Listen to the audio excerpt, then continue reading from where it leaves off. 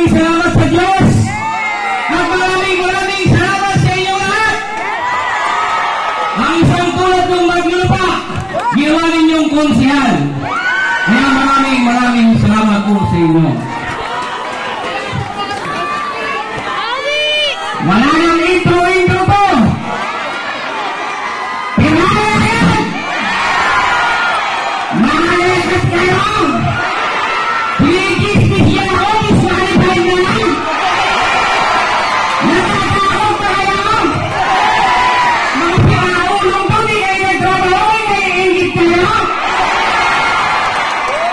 Binigyan kayo pagkakataon ng taong bayan! Bigyan-bigyan na kayo dyan, di kayo tumulong! Ngayon ay nagsutulo kayo ng tulong, bait-baitan kayo! Mga sinaulo, pupunta kayo sa dalit-dalitan! Sinisiraan ako, disqualified na lang?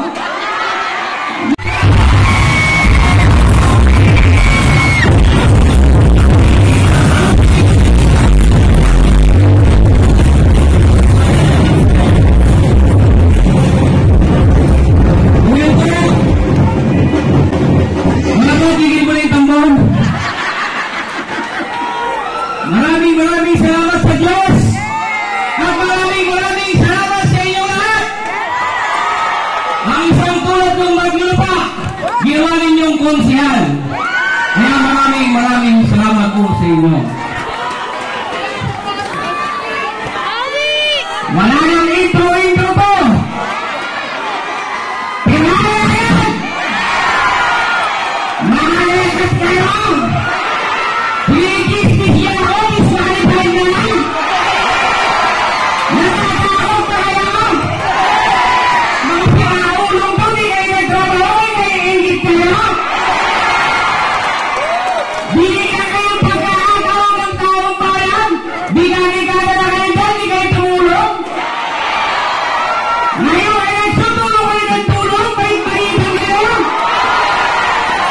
Mga sinaulo, pupunta kayo sa dalit-dalitan!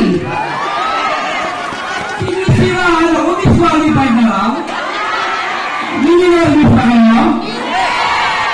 Sino ito ang nag-awaras na pumunta sa opisina ng konsihal? Ang sinabi, bumalik ka na lang. At nung pagbalik mo, sinabi, bumalik ka na lang. Sa ikatlo, sinabi, wala si konsihal, bumalik ka na lang. Sa apat, ikalima, silawin ka, binigyan ka, 100. Pamasahe lang, talo ka pa. Partida, ang balik mo, every 3 months, at saka 6 months pa. Hiyang-hiyang na kami sa 1.4 buwan-buwan ninyong pondo. Nakakaya na na! 1.4 na mga distrito? Buwan-buwan na mga 1.4 na pondo? Sabihin yung sinungaling. Sige. Totoo yun. Mga sinaulo. Nilolok ko yung taong bayan eh. Di ba? Ito ang matindi. Takbo kayo ng takbo sa distrito doon, pero di naman kayo dito nakatira. Yung isa, sa Paranaque nakatira. Wow! Yung isa, sa QC. Yung isa, Malabon. Yung isa naman, District 5 nakatira, tumatakbo sa DOS. Hiyang-hiya naman kami siya. Suman-suka kayo sa amin, takbo kayo ng takbo rito. Di ba? Tumatakbo kayo. Ginagawa nyo kaming tanga, ganon. Kayo lang naman talino. Kayo lang ba matalino? Kami, tanga na kami yan, taga-distrito, tanga naman yan eh. Di ba? O bakit di tayo ginagawang tanga? Hindi malayo rito.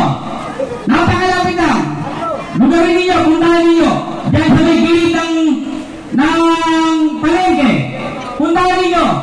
May ginagawang barangay dyan. Nakita itong bahay na ito?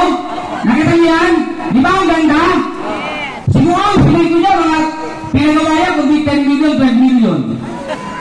Yan, yung bahay na yan. O pero yun ko, pinagawa 19 million. Ang liit-liit. Sarap na sarap pa naman. Sarap na sarap ng gamitin, pero ang taong bayan. niya naman kami sa 19 million mo, mga piraso. Ginagawa ko tayong tanga. Ginagawa tayong talongges. Oh, isa pa. Kilala niyo si Marino?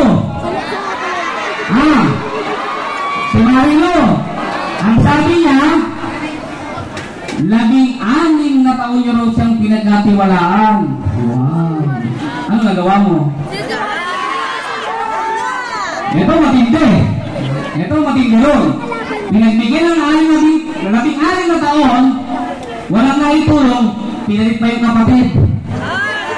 Mas malala, 9 na taon.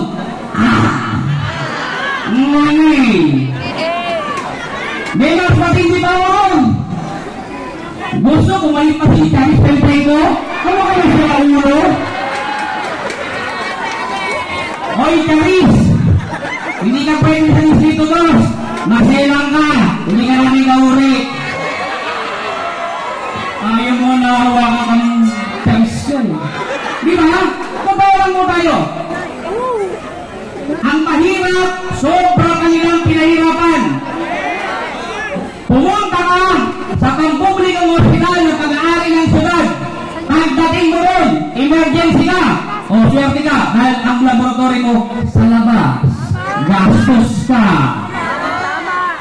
Di samantalang pera ng taong bayan yung ginagamit mo. Taas ang kamay na nagbabayad ng tax. O para sa mga hindi tumaas, nagbabayad ka ng tax.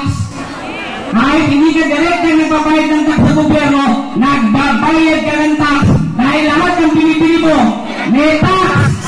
Kahit bumili ka pa ng candy, may tax. Kaya kailangan lahat ng proyekto ng gobyerno, kailangan alam ninyo dahil pera ninyong lahat yun. Kaya niyo po yun. Huwag kayong matakot.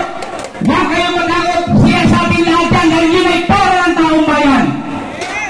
Yung ayix, yung tupad, o ano man yan, sino hindi nakatanggap? Bakit kaya na ba kayo ni Chairman? Nung nakakalo kayo ni Chairman, papayag na kayo mati. Wala kayo, wala kayo. Diba? Nakatanggap ba kayo lahat ng programa yan? Wala pa rin kayong utang na loob sa aming mga politiko sapagkat kami lahat ay paswelduan nilang. Tampal-tampal yung mga mukha nila para malaman nila paswelduan nilang sila. O kami. Pakitampal, baka nalilibang na sila, makakala nila, pera yung binibigay sa akin. Ang tax ninyo, pupunta sa gobyerno, ang programa ng gobyerno, ibaba sa taong bayan yung tax ninyo, kailangan maisolid. Yun ang batas. Para maintindihan ko nyo, wala kayong utang na loob kahit kaninong politiko. Kaya yan ang taong bayan. Kaya niyo po lahat yun. Huwag kayong matatakot, Diyos niyo. Pag natakot kayo, patay tayo lahat. Sino ba magtatanggol sa pinakamahirap nating kapitbahay? Wala nang magtatanggol sa pinakamahirap nating kapitbahay kung matatakot po tayo. Binigyan tayo ng Diyos ng isip at puso. Tayo ang gumamit niyan, huwag si Chairman. Huwag yung pangagamit kahit kanino yan. Sa inyo ibinigay ng Diyos yan. At para naman sa mga barangay official, tayo po, iluklok ng taong bayan, kaya ang utang loob natin ay sa taong bayan at sa Diyos. Hindi sa politiko. Nagpapakamatay ka sa politiko Magkano yan? Ang pula mo naman kami. Patay na patay ka sa politiko, bakit ka? Mukhang malaki yan Mamicture ka naman. Hindi mo pwede ikaw lang na ikaw. Magkano yan, Brad? Kumita ka, Brad? Takot sa takutin mo yung constituent mo? Huwag tayo magkamatakot. Tandaan po ninyo lagi. Walang makakintindi sa ating mga mahihirap kung di nyo nanggaling dito sa hirap. Yan si Isu Moreno! Yan si Isu Moreno! Ang magtatanggol sa atin at nagbibigay ng benepisyo na kaya ng ginawa niya yung binigay ng pagkakataon. Kaya walang matatakot sa inyo. Ipaglaban natin yung tama. Ipaglaban natin. Hindi pang chairman, tinatakot nila. O kayo, tinatakot din yung chairman. Ano pamaluin, takutan? Wala! Walang ganun, Brad. Wala ako ko, tundo to. Ha? Sa kamay taga-tundo? May takot sa inyo? Wala kang magpatatakot. Ipaglalaban natin yung tama at yung kapakinabangan.